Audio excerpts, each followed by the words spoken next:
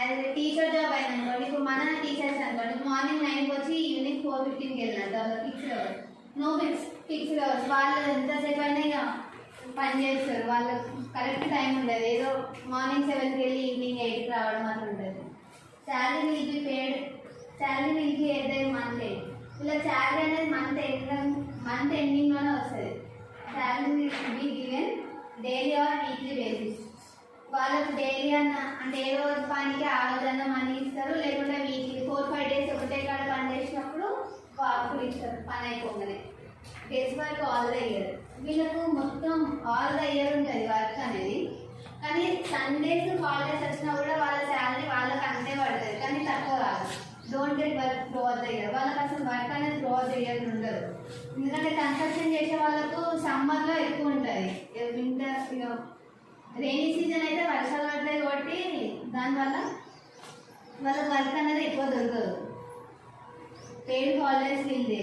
Paid holidays అంటే Sundays, second Saturdays, ఏమైనా పండుగలు ఇట్లా వచ్చినప్పుడు నో పెయిడ్ హాలిడేస్. వాళ్ళకి సండే అయినా ఏదైనా వాళ్ళు పోవాల్సిందే, లేకుంటే వాళ్ళకంటూ డబ్బులు ఉండవు. మళ్ళీ వాళ్ళకి ఇంట్లో ఖర్చులకైనా వాళ్ళు పోవాల్సిందే. ఇట్లా provident fund facilities will be provide.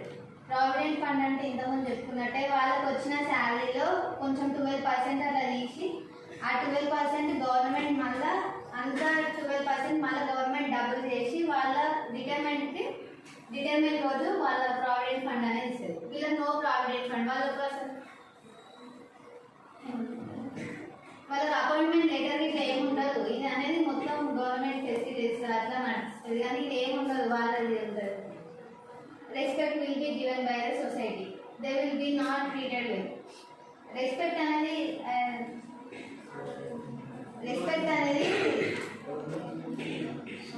Organise sector ఉన్న వాళ్ళకి రెస్పెక్ట్ అనేది మంచిగా ఉంటుంది. అన్ఆర్గనైజ్ సెక్టార్లో they will not treat well. అంటే ఇక వాళ్ళు ఎట్లా చేస్తారంటే చుంచుగా చూస్తారు, వాళ్ళని ఆ పని చేస్తారు ఈ పని చేస్తారని. పనికి పోయిన కాడ కూడా ఎవరు ఎట్లా చేస్తారనేది ఎవరు తెలియదు.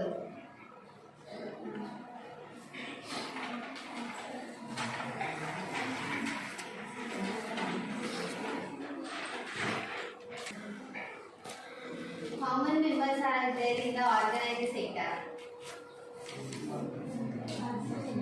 Percent. Right answer 8%. How many percentage people in unorganized sector?